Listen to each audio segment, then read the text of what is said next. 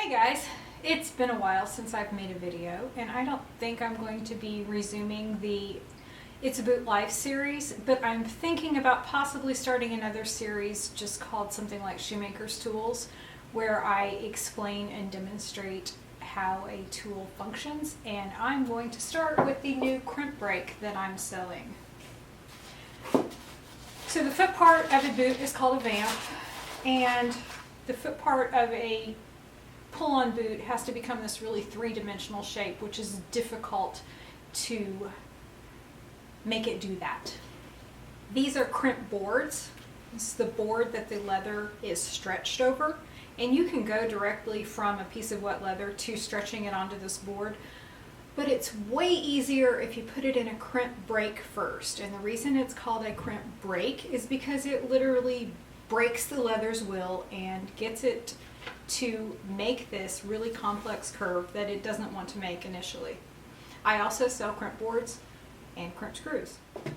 Alright, so today I'm going to be crimping an ostrich vamp.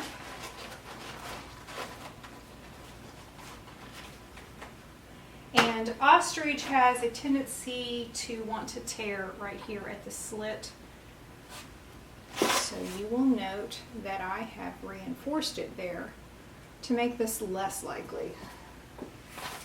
One thing that you want to do when you put your leather in the crimp brake is put powder between the layers so that these wet layers won't all stick to each other and instead will slide independently.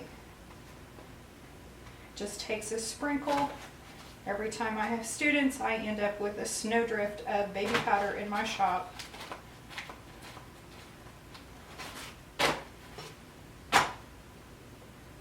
So you want it front and back of all surfaces, and that's about the volume you want. Now when I crimp vamps and liners together. I crimp the vamp, not the vamp liner. I crimp the vamp wrong side out. So far this has never caused me any issues, so we're going to continue with that this morning. Has a handle that you can take in and out so it doesn't take up so much space and height. Before I forget, I'll tell you that I soaked these vamps and liners in water for about 20 minutes, took them out, let them drip dry for half an hour to an hour, and then wrapped them in paper and let it sit in a plastic bag overnight. You want these to be damp, but not dripping wet, not soggy. Okay, I'm just going to eyeball that that's centered. I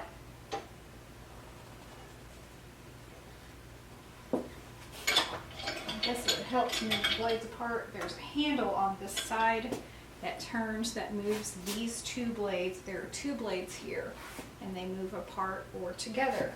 So what you want to do is bring this down just enough that it's kind of held in place, and you can see that it's in the right place and that it's centered, all of that good stuff. That looks good. And now that I have it started, I'm going to tighten this down all the way and then back it off about half a turn. What I want is some pressure between those blades, because when I bring the center blade down, I want the outside blades to push the wrinkles up and out. I don't want to bring the center blade down with all those wrinkles intact in there, because then they'll just dry in place.